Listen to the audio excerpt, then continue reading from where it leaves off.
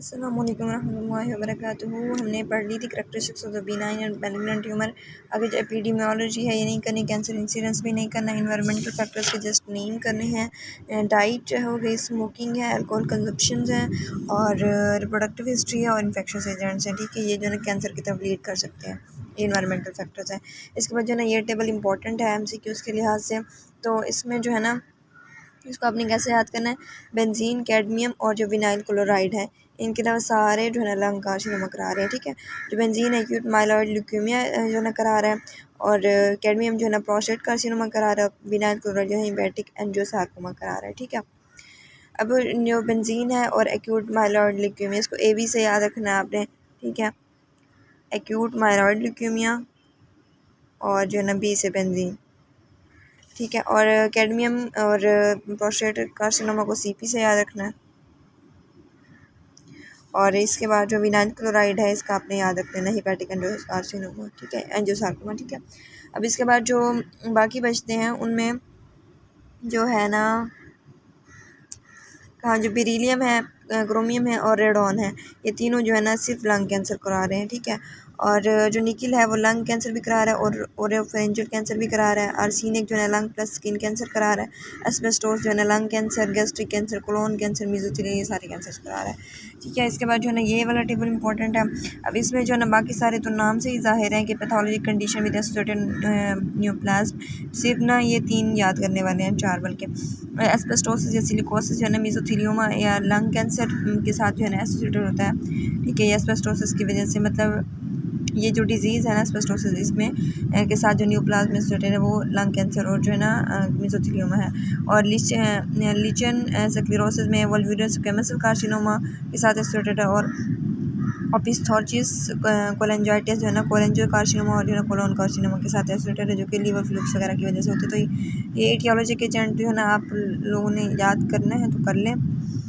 वैसे ना ज़्यादा ये दोनों इंपॉर्टेंट है करने वाले, पैथोलॉजी कंडीशन और एसोसिएटेड न्यूप्लाज्म। गैस्ट्राइटिस का गैस्ट्रिक हो गया, एडिनो कार्सिनोमा और जो है ना MLT लिम्फोमा वगैरह ये याद हो जाएगा। हेपेटाइटिस का हेपेटोसेलुलर, ऑस्टियोमाइलाइटिस का जो है ना in the draining sinuses, chronic cervicitis का सर्वाइकल वगैरह, ये सारे नाम से ही जाहिर हैं। सिस्टाइटिस का भी ब्लड पता होता है, तो ये 3 याद करने हैं। एस्बेस्टोसिस जो है ना लंग कार्सिनोमा, मेसोथेलियोमा और लीचन स्क्लेरोसिस में वोल्वुलर स्क्वेमस सेल कार्सिनोमा और ओपिस्थोर्चिस कोलेंजाइटिस में कोलेंजियो कार्सिनोमा और कोलोन कार्सिनोमा। ठीक है, अब इसके बाद जो है ना कैंसर जीन्स में जो है ना इनकी सिर्फ डेफिनेशन करनी और कुछ भी पढ़ने की ज़रूरत नहीं है। ऑन्कोजीन्स क्या होते हैं? ऑन्कोजीन्स बेसिकली ऐसे जीन्स होते हैं जब वो ट्रांसफॉर्म्ड हो जाते हैं ना तो वो सेल की ग्रोथ बहुत ज़्यादा जो है ना बढ़ा देते हैं। ठीक है, ऑन्कोजीन्स बनते हैं प्रोटो ऑन्कोजीन्स की वजह से। प्रोटो ऑन्कोजीन्स जब एक्टिवेट होते हैं तो ऑन्कोजीन्स बना देते हैं। प्रोटो ऑन्कोजीन्स हमारे नॉर्मली बॉडी में प्रेजेंट होते हैं, जब कोई म्यूटेशन वगैरह आती है, जब कोई रेडिएशन वगैरह या कोई बाहर का एजेंट आता है, कोई भी कॉज होती है इसकी वजह से म्यूटेटेड हो जाता है वो, तो फिर ऑन्कोजीन बना देता है। फिर ऑन्कोजीन फिर कैंसर की तरफ लीड करेगा। ट्यूमर सप्रेसर जीन्स क्या होते हैं?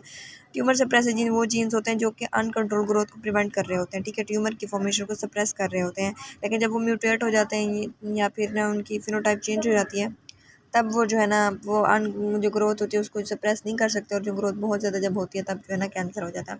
ठीक है, अब इसमें 2 हैं, गवर्नर है, गार्डियन है। ये नाम भी याद रखना, आगे हम पढ़ लेंगे, यहाँ पे करने की कोई ज़रूरत नहीं है। और गवर्नर जो है ना वो होता है RB जीन होता है, और जो गार्डियन होता है जो DNA को के डैमेज को जो है ना प्रोडक्ट कर रहा होता है। लाइक DNA डैमेज हो जाता है तो उसको सेंस करके जो है ना उसको या तो ख़त्म कर देता है या फिर सेल अरेस्ट, तो मतलब DNA के डैमेज के साथ ही जो है ना सेल की उसको भी चेंज कर देता है, या तो एपोप्टोस करा देगा या फिर सेल साइकिल अरेस्ट करा देगा, ताकि जो है ना म्यूटेशन आगे ट्रांसफ़र ना हो। तो एक गार्डियन है और एक गवर्नर है। इसके बाद जो जीन्स दैट रेगुलेट एपोप्टोसिस को रेगुलेट कर रहे होते हैं। आगे हम पढ़ेंगे कि जो है ना इसमें एपोप्टोसिस जो है ना एपोप्टोस से अवॉइड कर जाता है, जो ट्यूमर सेल होता है वो एपोप्टोस नहीं हो सकता। ठीक है, इसके बाद genes that regulate the interaction between the tumour and the host cell.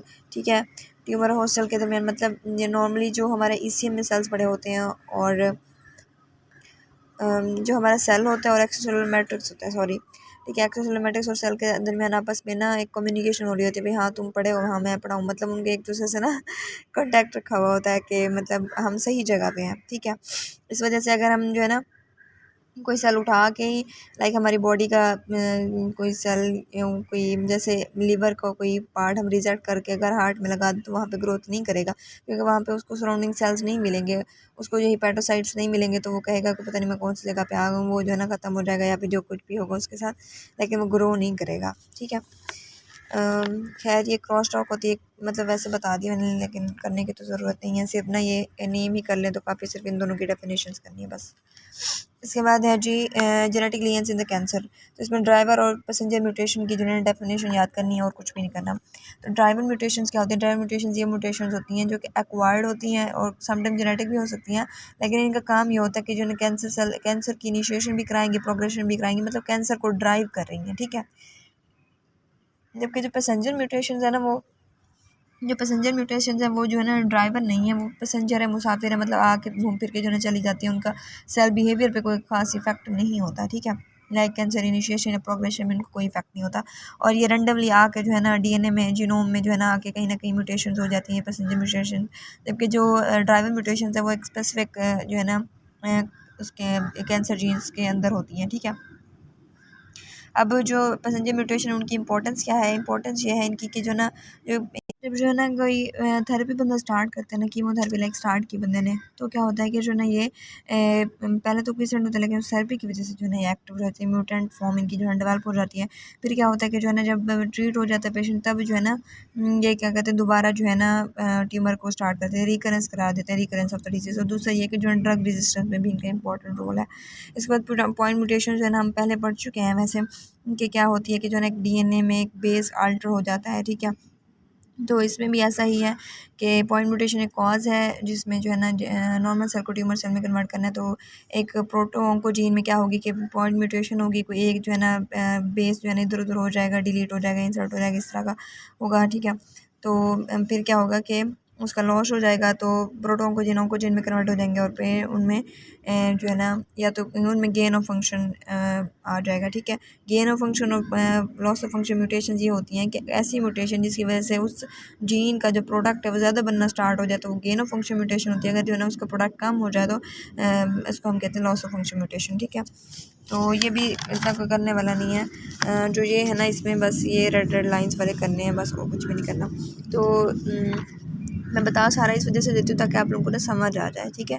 इसका मतलब ये नहीं होता कि आपने सबको ही रट्टा लगाना है, आपने बस ना समझना होता है बस, देखिए खुदा ना खास्ता कोई इधर उधर से MCQ आ भी जाए तो आपका जो है ना क्वेश्चन ड्रॉप ना हो। अच्छा, तो पहली बात जो है ना प्रोटो ऑन्कोजीन्स में जो जीन रीअरेंजमेंट्स होती हैं वो कैसे होती हैं?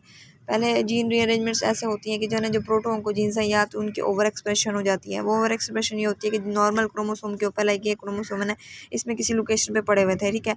वहाँ पे इधर उधर के जो एलिमेंट्स हैं उसको रेगुलेट कर रहे थे, हमारे जो क्रोमोसोम है, क्रोमोसोमल एलिमेंट्स इसको रेगुलेट कर रहे थे ताकि उसकी ओवर एक्सप्रेशन ना हो। अगर ऐसा हो कि वो जो जीन है प्रोटो ऑन्कोजीन यहाँ से ट्रांसलोकेट करके किसी और जीन पे पहुँच जाता है, उस जीन के साथ जो है ना जाके लग जाता है, जो कि हाईली एक्टिव या प्रोलिफरेटिव जीन होता है, तो उस जीन के साथ जो है ना इसकी भी ये जो प्रोटो ऑन्कोजीन था इसकी ओवर एक्सप्रेशन स्टार्ट हो जाती है। ठीक है।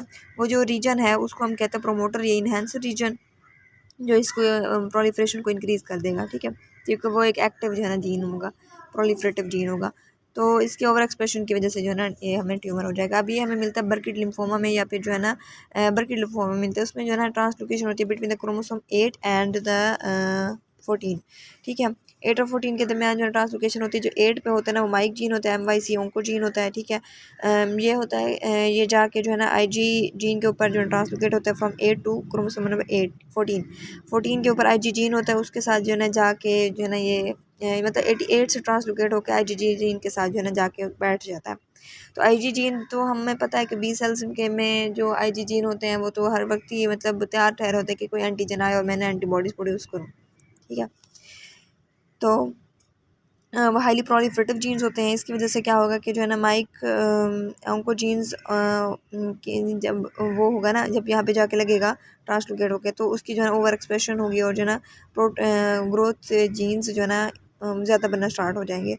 क्योंकि ये माइक जीन है ना, ये आगे हम पढ़ेंगे कि जो ना ये उसको कर रहा होता है, बहुत सारे ट्रांसक्रिप्शन फैक्टर्स को जो है ना वो रेगुलेट कर रहा होता है। जब ट्रांसक्रिप्शन फैक्टर्स की वजह से फिर आगे प्रोटीन्स बनती हैं, और फिर जो है ना आगे जो है ना काम चलता है, ज़्यादा ग्रोथ प्रमोटिंग इफेक्ट्स आते हैं। ठीक है। और दूसरा है कि जो है फॉलिकुलर लिम्फोमा 14 और 18 के दरमियान जो है ना ट्रांसलोकेशन होती है, उसमें जो है ना BCL2 जो एंटी एपोप्टोटिक जीन है उसकी जो है ना वो होती है क्या होती है ओवर एक्सप्रेशन होती है, जिसकी वजह से जो है ना जो ट्यूमर सेल है वो एपोप्टोसिस एवेट कर जाता है। ठीक है, अदर ऑन्कोजेनिक जीन रीअरेंजमेंट्स में ये है कि जो है फ्यूजन जीन्स प्रोड्यूस होते हैं, लाइक एक जीन से दूसरे जीन ट्रांसलोकेशन हुई और वो जो जीन्स फ्यूज़ करके जिसकी वजह से चिमेरिक प्रोटीन्स प्रोड्यूस होते हैं, जैसे फिलाडेल्फिया क्रोमोसोम है।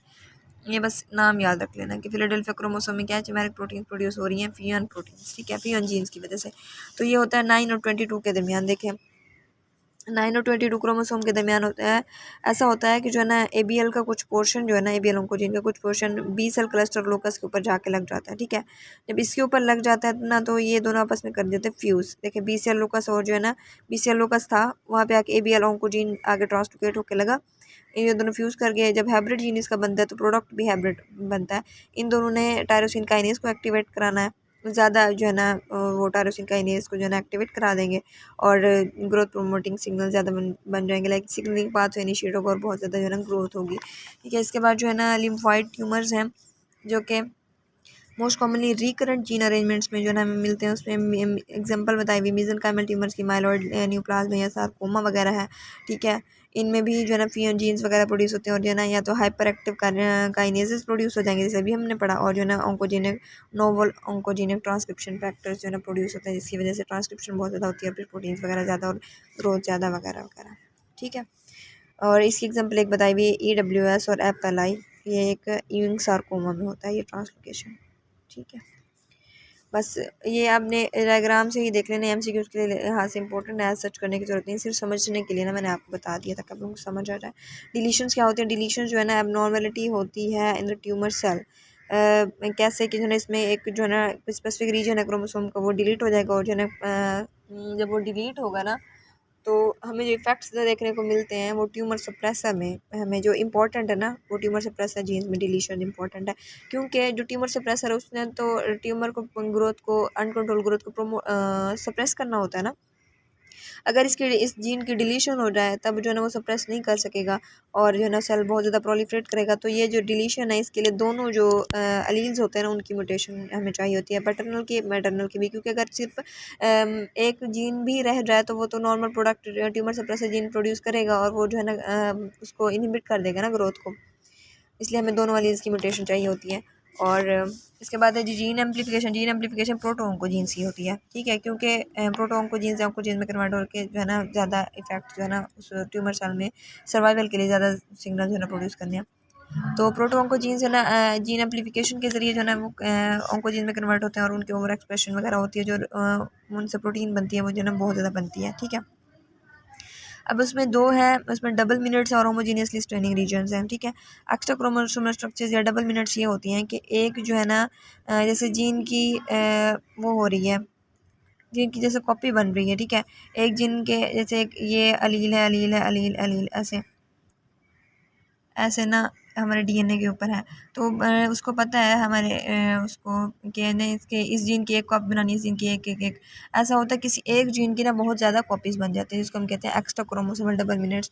तो अब उसकी जो प्रोटीन होगी वो भी बहुत ज़्यादा बनेगी ना, जब एक जीन की कॉपीज़ ही ज़्यादा बन गई हैं, तो इसको हम डबल मिनट्स कहते हैं। इसके बाद होमोजीनियसली स्ट्रेनिंग रीजन होती है, इसमें ये होता है कि जो ना एम्पलीफाइड जीन में ना नई क्रोमोसोमल इक्वेशन में जो ना इंसर्ट हो जाता है। ठीक है, जब वो वहाँ पे इंसर्ट हो जाता है वहाँ पे जो ना होमोजीनियस अपीयरेंस होती है, उसकी कोई बैंड वगैरह नहीं बनाते। इसमें जो ना NMYC या HER2 जीन है। NMYC जो है न्यूरोब्लास्टोमा में हमारे HER2 ब्रेस्ट कैंसर में भी देखने को मिलता है। एन्यूप्लाइडी क्या होती है कि जो ना नॉर्मल जो नंबर है क्रोमोसोम का वो हमारा हैप्लॉइड सेट होता है ना, लाइक 23 और उनका कॉम्बिनेशन मिल के बनता है हमारा वो 46। ठीक है, एनिपोलॉइडी ये होती है कि जो है ना नंबर ऑफ क्रोमोसोम जो कि हैप्लॉइड सेट का हमारी हैप्लॉइड स्टेट का जो है ना मल्टीपल ना हो। ठीक है, जैसे हमें ह्यूमंस में 23 का मल्टीपल ना हो। ठीक है, नॉर्मली एन्यूप्लॉइडी क्यों होती है? हमारी माइटोटिक चेक पॉइंट्स होते हैं जो क्रोमोसोमल सेग्रीगेशन को कंट्रोल कर रहे होते हैं, अगर वो माइटोटिक चेक पॉइंट्स में कोई एरर आ जाता है, ठीक है, तो जो है ना एन्यूप्लॉइडी हो जाएगी, लाइक एक क्रोमोसोम एक्स्ट्रा हो जाएगा या फिर कम हो जाएगा। इसके बाद है जी cancer carcinogenesis multi step process. इसमें ये करने की ज़रूरत नहीं है, hallmarks of the cancer जो है नेक्स्ट में बताती हूँ।